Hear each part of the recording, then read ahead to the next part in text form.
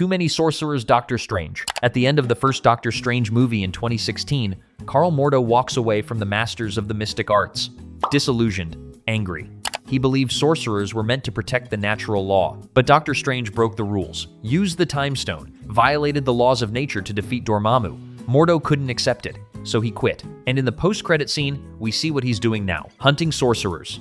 Mordo visits Jonathan Pangborn, the paralyzed man who learned to walk again using magic. Mordo tells him the bill comes due, always. Then he steals Pangborn's magic, takes away his ability to walk, leaves him helpless on the floor. Mordo's final line is chilling. Too many sorcerers. The implication is clear. Mordo has become a villain, and he's going to kill sorcerers, one by one. That was 2016, nearly 10 years ago, and we still haven't seen Mordo's villain arc. He didn't appear in Doctor Strange in the Multiverse of Madness. The sequel focused on Wanda and the multiverse. Mordo was completely absent. Chiwetel Ejiofor confirmed he wasn't in the film. The character has been shelved. Marvel has given zero indication when or if Mordo will return. Some fans speculate he could show up in a future Doctor Strange project. Others think the storyline has been quietly dropped. Either way, this is one of the oldest unresolved post-credit scenes in the MCU. And after almost a decade, it's looking less likely that we'll ever see Mordo's sorcerer hunting spree pay off. Sharon Carter is the power broker. The Falcon and the Winter Soldier finale in 2021 dropped a massive reveal.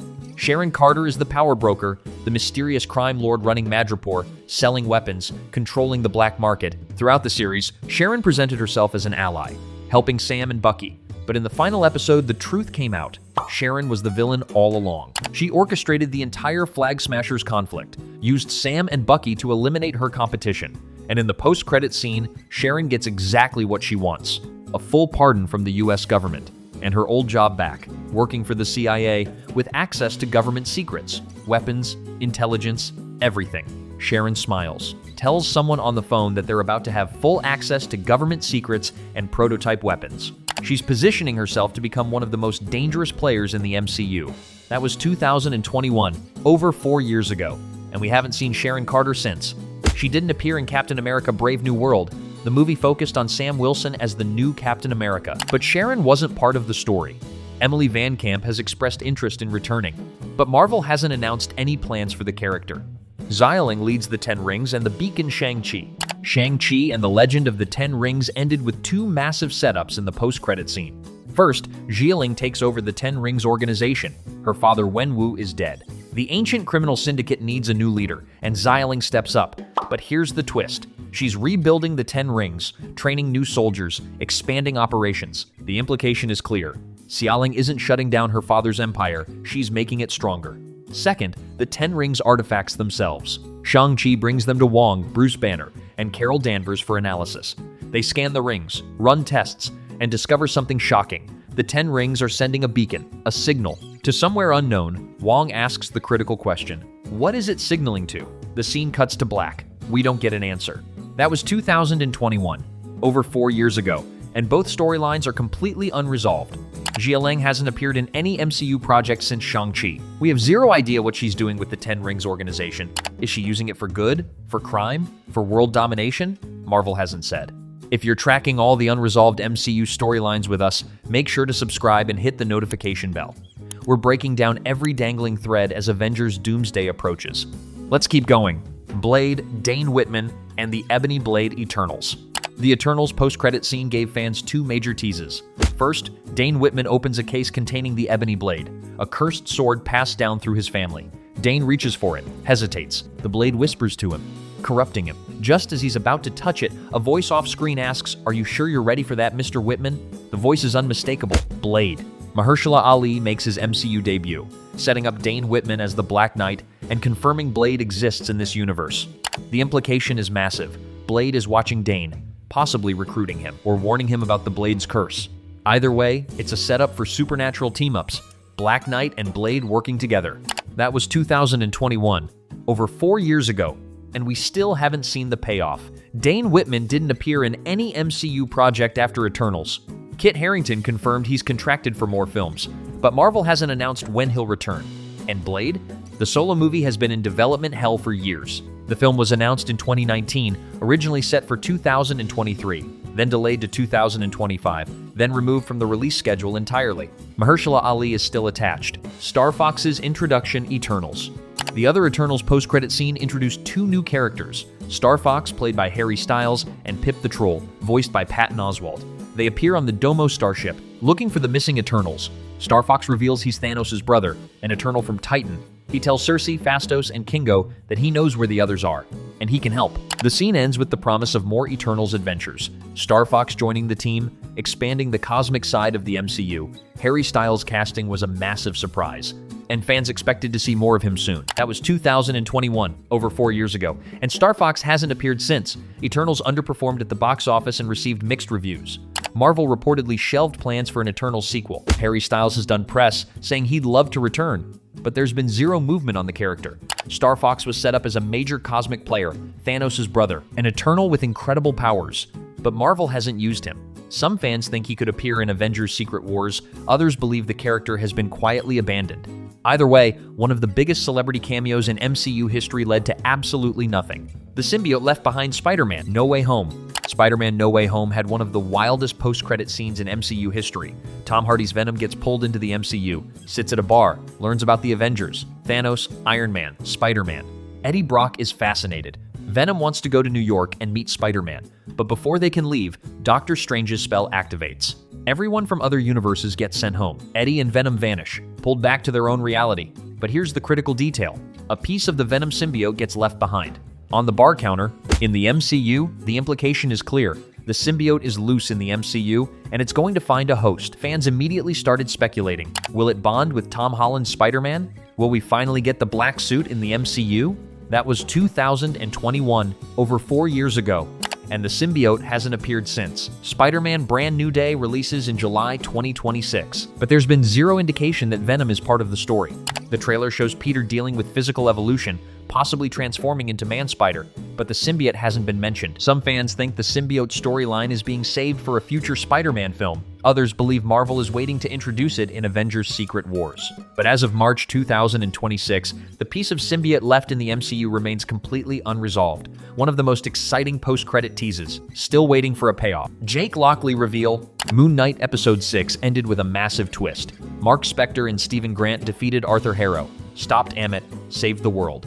Mark and Stephen were freed from Khonshu's servitude. The series seemed to have a happy ending. Mark and Stephen living in peace, together in one body. But then the post-credit scene revealed the truth. There's a third personality, Jake Lockley, and he's still working for Khonshu. The final scene shows Jake driving Arthur Harrow in a limousine. Arthur is confused, thinks he's in an institution. Then Khonshu appears in the back seat, tells Arthur that Mark and Stephen don't know about Jake. And Jake shoots Arthur, kills him. The implication is chilling. Mark and Stephen think they're free, but Jake is still Khonshu's servant, still doing the god's dirty work, and neither of them knows he exists. That was 2022, nearly 4 years ago, and we haven't seen Jake Lockley since. Moon Knight Season 2 hasn't been announced. Oscar Isaac has said he'd return if the story is right, but Marvel hasn't confirmed anything. The Jake Lockley reveal was one of the biggest twists in MCU television, setting up a darker, more violent side of Moon Knight. But as of March 2026, the storyline is completely unresolved. Clea and the Dark Dimension, Doctor Strange, Multiverse of Madness. Doctor Strange in the Multiverse of Madness ended with a setup for the next adventure. Stephen Strange is walking down the street in New York, seemingly at peace. Then, his third eye opens. The mark of the Darkhold's corruption, and a portal tears open in front of him. A woman emerges, Clea, played by Charlize Theron. She tells Strange that he caused an incursion, that his actions have triggered a collision between universes, and she needs his help to fix it. Strange doesn't hesitate, opens his third eye fully, embraces the corruption, and follows Clea into the Dark Dimension. The scene ends with them entering a terrifying purple void. The implication is clear: Strange's journey isn't over. He's going to the Dark Dimension, fighting alongside Clea, dealing with the consequences of his actions. That was 2022, nearly 4 years ago, and we haven't seen Clea or the Dark Dimension since. Doctor Strange 3 hasn't been announced. Benedict Cumberbatch is contracted for more films, but Marvel hasn't revealed when Strange will return. Some fans speculate he'll appear in Avengers Doomsday or Secret Wars, others think he might get a third solo film. But as of March 2026, the Clea storyline is completely unresolved. Charlize Theron was cast as one of the most important characters in Doctor Strange's comic history, but she's only appeared for 30 seconds. The incursion storyline was set up as urgent, but Marvel hasn't followed through. One of the most exciting post-credit teases, still hanging. Hercules introduction. Thor Love and Thunder introduced Zeus and the gods of Omnipotent City. Thor humiliated Zeus in front of his fellow gods, stripped him, made him a joke. Zeus survived, but he was furious. And in the post-credit scene, Zeus plots his revenge. He tells his son Hercules that the age of gods is ending, that superheroes have replaced them in the hearts of mortals, and he wants Thor dead. Zeus sends Hercules to kill Thor. The final shot shows Hercules stepping forward, ready for battle. Played by Brett Goldstein from Ted Lasso, the casting was a surprise, and the setup was clear. Hercules versus Thor, God versus God. An epic showdown. That was 2022, nearly 4 years ago. And we haven't seen Hercules since. Thor 5 hasn't been announced. Chris Hemsworth has expressed interest in returning, but Marvel hasn't confirmed anything. Brett Goldstein was cast as Hercules, set up as a major antagonist for Thor, but he's only appeared for one scene. Some fans think Hercules could appear in Avengers Doomsday or Secret Wars. Others believe he might get his own project. But as of March 2026, the storyline is completely unresolved. The Council of Kangs, Ant-Man, and the Wasp, Quantumania. Ant-Man and the Wasp Quantumania ended with one of the most important post-credit scenes in MCU history, the Council of Kangs. Thousands of Kang variants gathered in a massive chamber. Discussing the death of one of their own, Kang the Conqueror was killed by Ant-Man, and the Council is furious. They realize the Avengers are a threat, that heroes from Earth, 616, can defeat them. The three main Kangs step forward, Immortus, Rama Tut, and the Scarlet Centurion. They declare war on the Avengers, on the entire timeline. The scene ends with thousands of Kangs preparing for battle. The setup was massive. Kang Dynasty was supposed to be Avengers 5. That was 2023, 3 years ago, and everything has changed. Jonathan Majors was fired from the MCU after his legal issues. Avengers Kang Dynasty was renamed Avengers Doomsday, and Dr. Doom is reportedly replacing Kang as the main villain. Robert Downey Jr. is returning to play Doom. The entire direction of the MCU has shifted, which means the Council of Kangs storyline might be completely abandoned. Monica Rambeau in the X-Men universe, The Marvels. The Marvels post-credit scene was one of the most shocking moments in recent MCU history. Monica Rambeau wakes up in a hospital bed, disoriented, confused. Her mother Maria is there, but something is wrong. This isn't her mother. This is an alternate universe version of Maria Rambeau, and she's working with someone unexpected, Hank McCoy, Beast, from the X-Men, played by Kelsey Grammer, reprising his role from the original X-Men trilogy. The implication is staggering. Monica has been transported to an alternate universe, and it's a universe where the X-Men exist. The scene ends with Beast and Maria discussing Monica's condition, setting up a massive crossover, the X-Men and the MCU finally colliding. That was 2023, over 2 years ago, and we haven't seen Monica Rambeau since. The Marvels underperformed at the box office, and there's been zero follow-up on Monica's storyline. Some fans think she'll appear in Avengers Secret Wars. Others believe she might show up in a future X-Men project.